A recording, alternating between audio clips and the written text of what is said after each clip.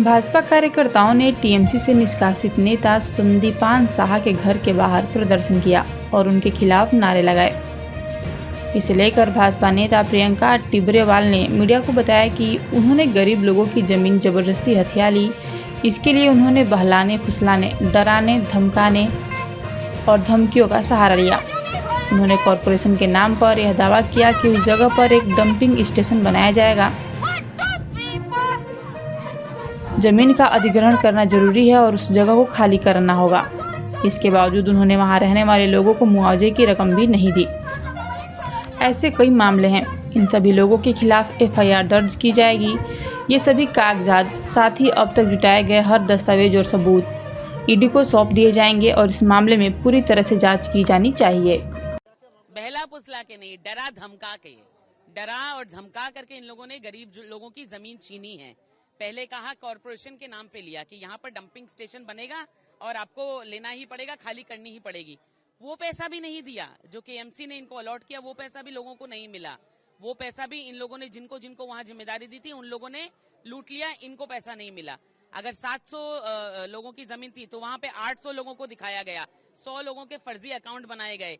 उसमें जो पैसा आया वो पैसा विड्रॉ करके बाप बेटे ने वो पैसा लिया है और बाकी जो जनता का पैसा लूटना था वो तो लूट ही लिया। अगर किसी की 40 कट्ठा जमीन है तो उसको 20 कट्ठा दिखाया गया है रिकॉर्ड में, बाकी 20 कट्ठा जो है वो उसके अकाउंट में दिखाया गया जो नकली अकाउंट इन लोगों ने क्रिएट किए। दीदी, इसमें एक बात पूछना है कि ये जो पैसा इन्होंने उठाया है, ये पैसा क्या मेयर फिरहाद हकीम के पास ही पहुंचता था? बिल्कुल, क्योंकि स्कीम जो है वो कॉर्पोरेशन के नाम पे थी, तो मेयर फिरहाद हकीम को कुछ हिस्सा कट मनी का दिया, बाकी बाप बेटे ने खाया है।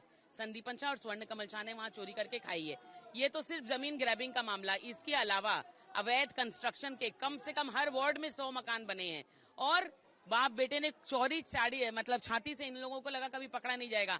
अपने जो कागज पत्तर दस्तावेज जमा किए इसमें इलेक्शन के समय, उसमें बहुत सारी उन कंपनियों का जिक्र है जिस कंपनियों में इन लोगों ने कंस्ट्रक्शन कंपनियां बनाई और खुद को प्रमोटर भी बताया और बताते हुए वहां पर अवैध पोखर भर के, पॉन्ड्स को भर करके वहां पर इन लोगों ने मकान बना दिए और इलीगल कंस्ट्रक्शन किया। ऐसे बहुत सारे मामले हैं।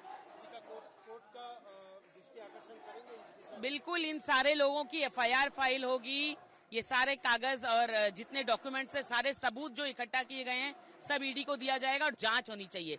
संदीपन शाह सोच रहे थे कि ये नाटक करके लोगों को पता नहीं चलेगा वो कितने बड़े चोर है। उनकी इतना नाटकबाजी करने से ही देखिए जनता रास्ते पर उतर आई। उन्होंने बता दिया कि तुम तो खुद बहुत बड़े चोर हो और तुम्हारे पिताजी डकैत।